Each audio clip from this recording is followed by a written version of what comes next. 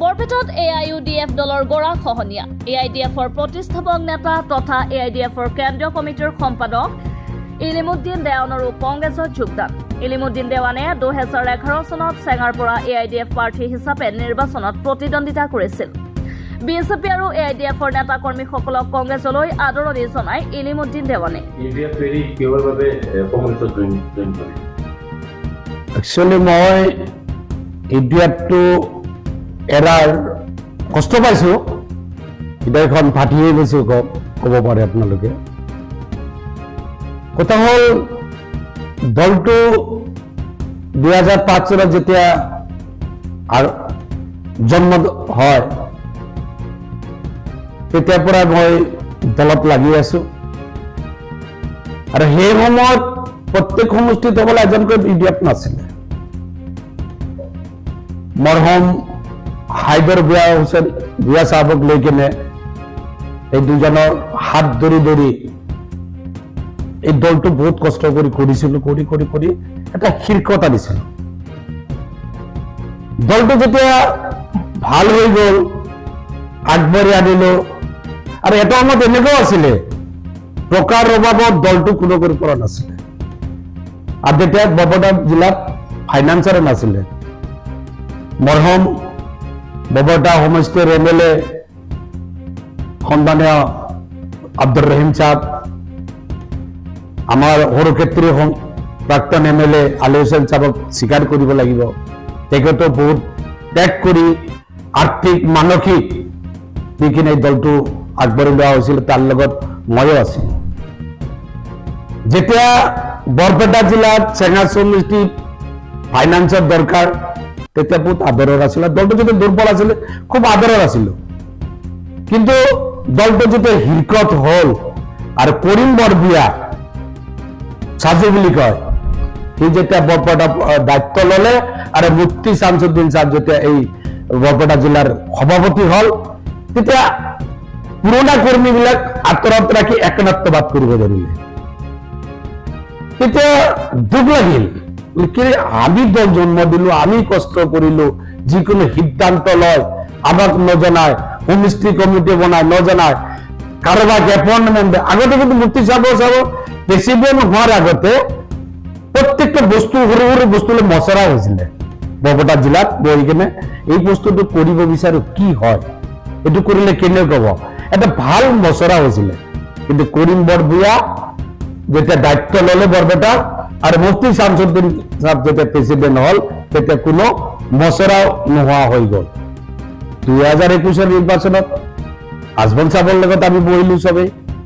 তেতিয়া আপোনাৰ নজৰুল সাহেব আছে সমষ্টি কমিটিৰ জেনেৰেল ছেক্ৰেটাৰী, জুজাৰ খান আছিলে সমষ্টি কমিটিৰ প্ৰেচিডেণ্ট, আপোনাৰ যোৱাবাৰ 16 নিৰ্বাচন খেলিছিলে মনাৰা চাহেবা, হালিম চাহেব, তাৰপিছত মই নিজে, ৰুবুল আছিলে আমাৰ যুৱ মৰ্চাৰ প্ৰেচিডেণ্ট।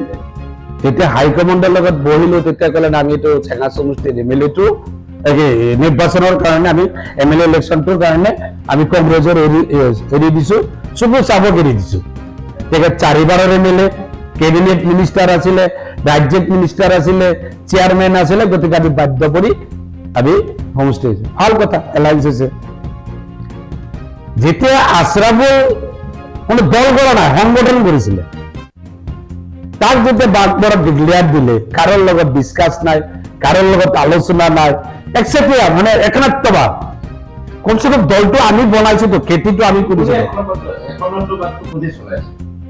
1 নম্বৰ যেতিয়া দলটো ভাল হৈ গল, আজমল সাহেবটো আছে, কিন্তু আজমল সাহেবে মোক চবতকৈ ক্ষতি কৰাইছে এই 20টা বছৰ মোক ফু মাৰি মাৰি মোক যে ব্যৱহাৰ কৰিছে, ইলিমবাগ তুম এ কৰেগা ও কৰেগা এ কৰেগা, হ্যাঁ ফু মাৰি মাৰি তুমি এ কৰা আৰু তেখেতক মই বহুত বিশ্বাস কৰিছিলো।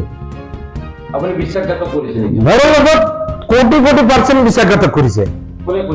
এইটো আজমল সাহেবে কৰিছে, কিছুমান নেতাই কৰিছে, আৰু যিবিলাকক মই নেতা বনাইছো সিহঁতেও কৰিছে। আপোনাৰ কৃষ্ণাই 2005 লাষ্টৰ ফালে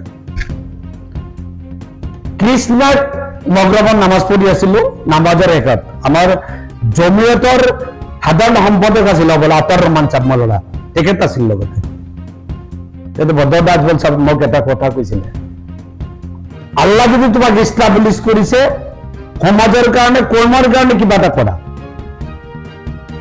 মোৰ মূৰত ঠোচো মাৰি কেনে জাৰি ফুকি এই কথাটো কৈছিলে কথাটো মই স্মৰণ কৰিছিলো আৰু মোৰ নিচিনা অন্ধভক্ত হৈ যায় কোনো এনেকুৱা দল সম্বলা কোনো কৰা নাই বিশ্বতে নাই বোলা এনেকুৱা অন্ধভক্ত যিবিলাক সন্মানে মিডিয়াৰ মানুহ জানে কৰ্মীবিলাকে স্বীকাৰ কৰিব লাগিব মই টকা কোৱা নাই ফেমিলি এৰি দিছিলো মোৰ ছোৱালী যেতিয়া ডাঙৰ হ'ল মোক ছোৱালীয়ে মোক এদিন ক'লে পাপা মই ক'ত দি ডাঙৰ হলো তুমি মোক দেখাই নাপালা তেতিয়া মই কান্দিছিলো মই এনেকৈ দল কৰিছিলো এই দলটো যেতিয়া অলপ ওপৰ ফালে গ'ল কিহৰ ইলিমুদ্দিন দেৱান কোন কি কোনে জানে যেতিয়া দালালত পৰিণত হ'ল আৰু সেই ব্ৰেইন ৱাছ কৰিলে আজমল চাহাবে এই বস্তুটো বিশ্বাস কৰি ল'লে কিন্তু আজমল চাহাব ভাবিব লাগিছিলে এই দলটোৰ কাৰণে কোনে কি কৰিছে মই যেটো ক'ব খুজিছিলো আশ্ৰাফুলক যেটো ডিক্লেয়াৰ দিলে মই বোলে আপোনালোকে কাৰ লগত পৰামৰ্শ কৰি ডিক্লেয়াৰ কৰিলে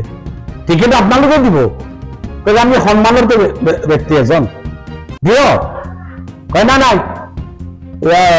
তেতিয়া কৈছিলো তেতিয়া শুক্ৰৰ লগতে ব্লেকমেইলিং কৰিব লাগিব না পাৰ্টিটো টকা লাগিব এই কথাটো মোক কৈ দিলে এটাৰ বেয়াৰ প্ৰমাণ আছে আশ্ৰাফুলে নিজে ফোন কৰিছিলে মোক টিকেট সম্ভৱ নহব তেতিয়া মই আশ্ৰাফুলক কৈছো টকা পালে তুমি টিকেট নাপোৱা আৰু টকা যদি নাই দিয়া নাই শুক্ৰে যদি নিদিয়ে তে তুমি টিকেট পাই যাবা বৰপেটা জিলাৰ চেঙা সমষ্টিৰ পৰা ৰমজান খানৰ ৰিপৰ্ট দ্য ৰিয়েল ফেক্ট